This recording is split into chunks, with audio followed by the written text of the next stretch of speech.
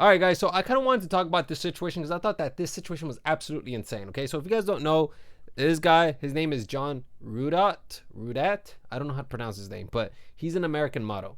And recently, he confronted an illegal immigrant over in Germany for harassing women. We're gonna watch the video now so you guys can see what I'm talking about. This male model's career is in jeopardy after he was slashed across the face in a brutal knife attack. This is what 20-year-old John Rudat looked like before the horrific attack. Chiseled face, toned body, but his dreams of becoming a top supermodel have now come to a halt. John Rudat lives in upstate New York and was on vacation in Germany when he saw two guys hassling several women on a train and intervened. I thought it was just one guy. Apparently it's two guys. So, and these are two illegal immigrants. Syrian immigrants, by the way.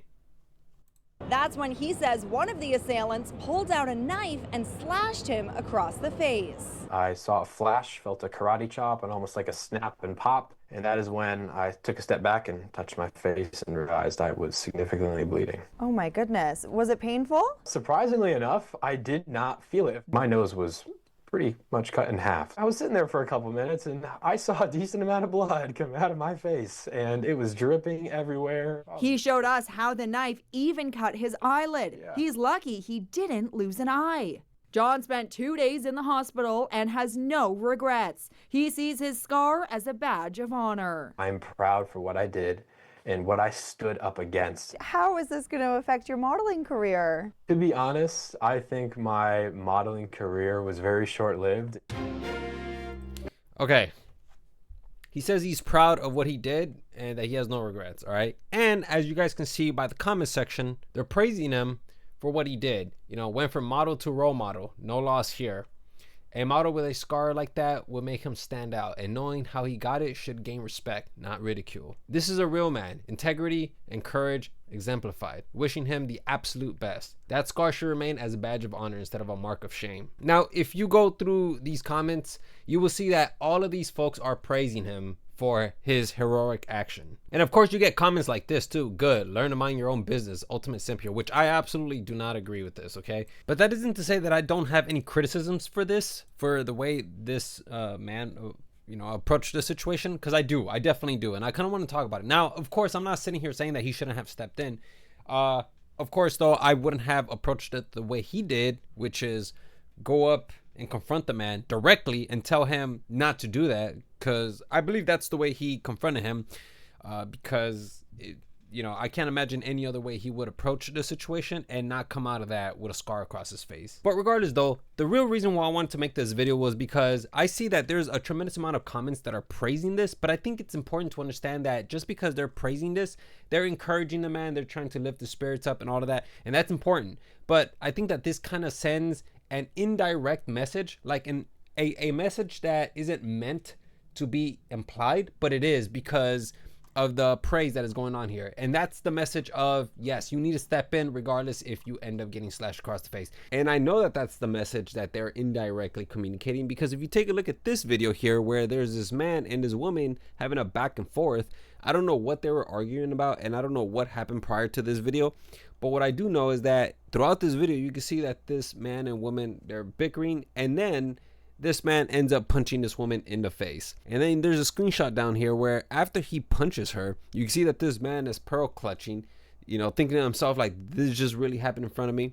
Nobody in the subway line did anything. And of course, if you go down in the comment section below, you can see that there's a lot of folks that are realizing like, none of the men are stepping in to defend this woman. Like for instance, we have some of the comments here, better yet, why are men not defending this woman? Beta males don't fight back, don't protect others. Beta. All men that saw what happened and did nothing are cowards. This is a very common comment in the comment section. Now, of course, there's a wide variety of different comments, but you can see that blaming men is a very common idea. And that's kind of my problem, that a lot of these people like to shame these men because they're not going out there and defending these women. They're not just throwing themselves into the situation, because according to them, in their eyes, you're not a man if you're not just jumping into a dangerous situation without considering any of the repercussions. But let's just say that you are one of those men that want to jump into a situation like that because you believe that that's what a man is supposed to do. What I will say is that there are definitely things that you have to consider. Like, for instance, are you going to put your own family at risk of, you know, emotional damages and all sorts of problems like that, right? Because I understand that there's people out there who want to be the hero, who want to step in because they see some sort of injustice. But the problem is that very few people actually measure the consequences before they take action and intervene. Now, I want to show you guys this website. It gives advice to bystanders on what to do when they're confronted with a situation where they have to intervene with a perpetrator. And first, what I want to direct you guys to is this segment, which is direct, which apparently there's 5 methods that a person can implement. It's called the 5 Ds of bystander intervention. And these are very common methods to approach the situation. But I want to show you guys the direct or direct. I don't know how to pronounce it, man. I keep pronouncing it in you know, interchangeably. But regardless, though, I want to show you guys what this one reads because I think that a lot of people want to exact this type of behavior when confronting a perpetrator, but this one's the most risky. And I see this one frequently, especially when we watch videos online of people who are harassed and then they directly confront them. This is what it reads. Sometimes we may want to respond directly to the harassment by naming the inappropriate behavior, confronting the person doing the harm. Use this one with caution because direct intervention can be risky. The person harassing may redirect their abuse towards the intervening bystander or may escalate the situation in another way. And this is absolutely true because I think that we don't exactly think about the escalation process, because the escalation process starts at 0. Well, actually, it's not at 0 when there's a perpetrator harassing another person. It's already around like 10 or whatever.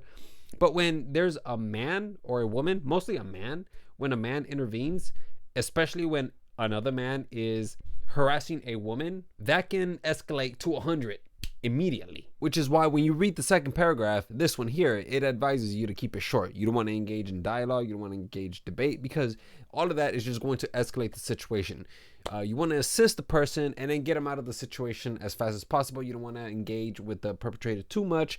And most importantly, down below, it always reminds you to prioritize your own safety. I'm not kidding about that. We don't ever want you to get hurt while trying to help someone out. Always prioritize safety and consider possibilities that are unlikely to put you in anyone else's harm's way. So this is exceptionally important, and a lot of people don't think about this, that you have to prioritize your safety, which is why when I see people say that's good that he jumped in, he's a hero, I'm sitting here thinking to myself like, you know what, man? I don't know why that comment just sounds like a backhanded compliment. I don't know. There's just something about how terrible a compliment like that sounds. It's just like, it sounds like you're praising it, but at the same time you're ignorant to just how much risk was involved. And that's a problem to me, because when you make a comment like that, that sends a signal to all these other men who most likely don't know how to handle a situation like this to attempt to handle a situation like this and end up hurt because of their poor understanding of communication or lack of leadership skills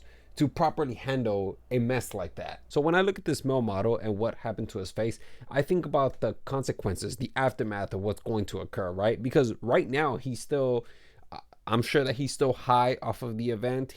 He's very proud of what he did, right? But it doesn't start to set, the novelty of that starts to go away and the reality starts to set in, you know, because even though there's people on here that are praising him for this stuff, like, you know, he's a hero, all of this stuff, these people don't have to live this new reality of what he's going to have to face now, you know? And that's why when I see a lot of people here saying and praising him, I understand that that's support, but at the same time, I don't know why, but like, you know, the fact is that now he's going to have to fight this battle alone. And I'm not sitting here saying that we have to walk him through it, right? Or anything like that. But I don't know, man, like, you know, I can't help but think that, you know, maybe we have encouraged this type of behavior to just jump into a situation without any training or considering the consequences of your actions. Because when there's comments like this out there, I mean, what kind of message is that sent to men, you know?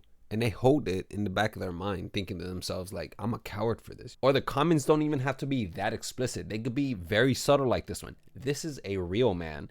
Integrity and courage exemplified. So with this situation where he goes into a dangerous situation and potentially escalates it, that's what a real man is supposed to do. Do you understand where I'm coming from with this? I don't know. I feel like this is a hot button issue. I don't know if you guys are gonna understand what I'm trying to communicate, but you guys let me know what you guys think about that. That's what I think. If I didn't communicate it correctly, I'll be more than happy to make another video, which I was already planning to make another video on this subject, because I think that there's people who love to directly confront people, and they don't really understand the risks that they're taking when they do that. So yeah, you guys let me know what you guys think.